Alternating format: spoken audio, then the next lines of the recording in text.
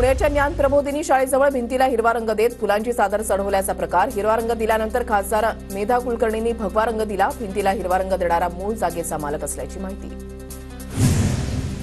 बीड हत्या प्रकरणामध्ये फरार आरोपींची संपत्ती जप्त करण्याचे मुख्यमंत्री फडणवीसांचे आदेश। फडणवीसांचे सीआयडीचे अतिरिक्त महासंचालक बुर्डे यांना आदेश। बंदूकसोबत ज्यांचे फोटो आहेत त्या सर्वांचे परवाने रद्द करा। मुख्यमंत्री फडणवीसांचे बीड पोलीस अधीक्षकांना आदेश। संतोष देशमुख हत्या प्रकरणी बीडमध्ये आक्रोश मोर्चा। सर्वपक्षीय नेत्यांसह मोठ्या संख्येने लोक रस्त्यावर। बीड जिल्हाधिकारी कार्यालयावर धडकला मोर्चा। अनेक लोक आल्यानं आम्हाला न्याय मिळेल अशी अपेक्षा। आरोपींना लवकरात लवकर अटक करा, त्यांना फाशी द्या, देशमुख कुटुंबियांची मागणी।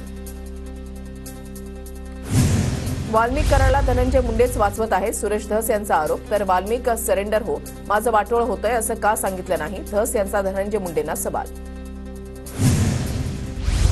बीड प्रकरणाचं गांभीर्यानं तपास सुरू, कोणालाही पाठीशी घालणार नाही। संशयित आरोपींच्या कुटुंबियांची चौकशी सुरू, शंभूराज देसाईंची प्रतिक्रिया।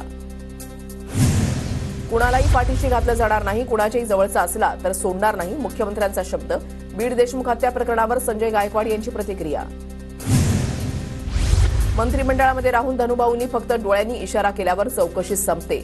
आकाचा बाप कोण सर्व जनतेला माहिती, त्याला मंत्रिमंडळातून हाकला, जितेंद्र आव्हाडांचा निशाणा।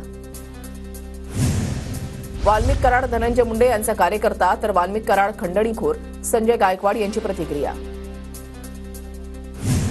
एक जिल्हाधिकारी बीडमधून गायब झाले, ते परत कधीच दिसले नाहीत, जितेंद्र आव्हाडांचं वक्तव्य। तर 1992 मध्ये एक अधिकारी एका नेत्याच्या घरून गायब झाला, प्रचंड गुन्हेगारीचं स्वरूप बीडमध्ये असल्याची संजय गायकवाडांची प्रतिक्रिया। संतोष देशमुख हत्या प्रकरणामधील 3 फरार आरोपींच्या कर्नाटकच्या बॉर्डरजवळ मर्डर। एका कॉलच्या हवाल्यानं सामाजिक कार्यकर्ते अंजली दमानिया यांचा मोठा दावा।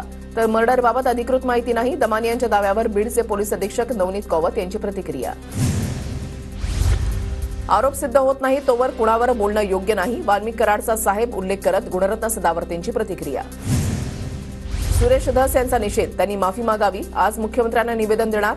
सुरेश धस यांच्यावर बोलताना प्राजक्ता माळी भाऊक, राजकारणामध्ये कलाकारांना का खेचता असाही सवाल। मी माफी मागणार नाही, काही असंवैधानिक बोललो नाही, त्यांनी माझा निषेध केला असेल तर निषेध म्हणून आजपासून हास्यजत्रा पाहणं बंद, सुरेश धस यांची प्रतिक्रिया।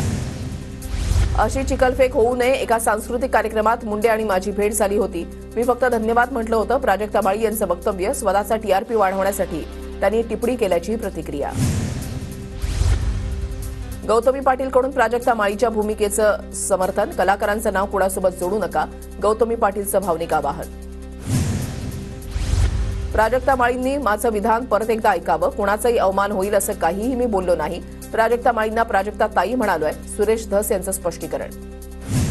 तुमच्या वैयक्तिक राजकारणासाठी फिल्म क्षेत्रामधल्या महिलांच्या नावाचा गैरवापर करणं बंद करावं, धसांनी कुत्सितपणे टिप्पणी केली, हे वागणं महाराष्ट्रामधल्या राजकारण्यांना शोभत नाही, प्राजक्ता माळीची आक्रमक प्रतिक्रिया।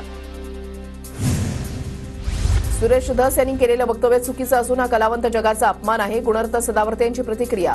अश्लील भावनेप्रमाणे त्यांचं वर्तन असून सभापतींनी याची दखल घेण्याची केली मागणी। परभणीच्या घटनेवरून प्रकाश आंबेडकरांनी घेतली देवेंद्र फडणवीसांची भेट, 1.5 तास चर्चा। सूर्यवंशींच्या कुटुंबियांना 1 कोटींची मदत, घराच्या तोडफोडीचा खर्च सरकारनं करण्याची मागणी, लाठीचार्ज करणाऱ्या पोलिसांच्या न्यायालयीन चौकशीचीही मागणी। कल्याण अत्याचार प्रकरणामध्ये राजकारण तापलं, आरोपी विशाल गवळी भाजपचा सदस्य, त्यांच्या कुटुंबाचा भाजपशी संबंध। माजी नगरसेवक महेश गायकवाडांचा गंभीर आरोप, तर विशाल गवळी भाजपचा सदस्य नाही, भाजप जिल्हाध्यक्षांचं प्रत्युत्तर। कल्याणमधील अल्पवयीन मुलीच्या वडिलांनी घेतली मुख्यमंत्री फडणवीसांची भेट, 2 ते 3 महिन्यामध्ये नराधम विशाल गवळीला फाशी होणार, मुख्यमंत्री फडणवीसांचं आश्वासन। तर केस फास्ट ट्रॅकवर चालवणार असल्याची चर्चा। डहाणूच्या तलासरीजवळ 3 महिलांसह 2 चिमुकल्यांचं अपहरण करणारा पोलिसांच्या ताब्यात, अपहरण करणाऱ्याला ग्रामस्थांनी पकडून पोलिसांच्या ताब्यात दिलं।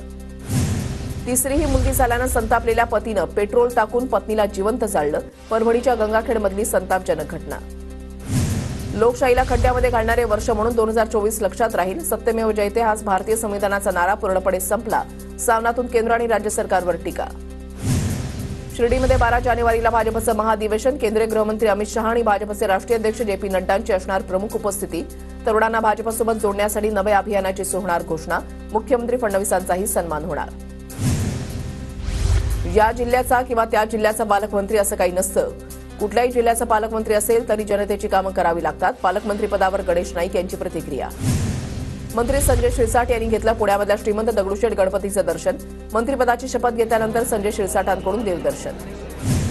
मंत्री संजय शिरसाट यांनी विजयस्तंभाचा घेतला आढावा. अनुयायींची गैरसोय होणार नाही याची काळजी घेण्याच्या शिरसाटांच्या प्रशासनाला सूचना. पत्राचाळीमध्ये म्हाडाची 26 मजली व्यावसायिक इमारत. म्हाडाच्या मुंबई मंडळाला 9 भूखंड विकासासाठी उपलब्ध. 9 पैकी 4 भूखंडांवर 2394 घरं बांधली जाणार. सिडकोच्या घरांच्या किमती उद्यापर्यंत जाहीर होण्याची शक्यता. 26,000 घरांच्या किमती जाहीर होण्याची सूत्रांची माहिती. सिडकोच्या घरांसाठी 1 लाखाहून अधिक अर्ज. नवी मुंबई विमानतळावर आज प्रवासी विमान लँड होणार. नवी मुंबई आंतरराष्ट्रीय विमानतळाचं काम अंतिम टप्प्यात.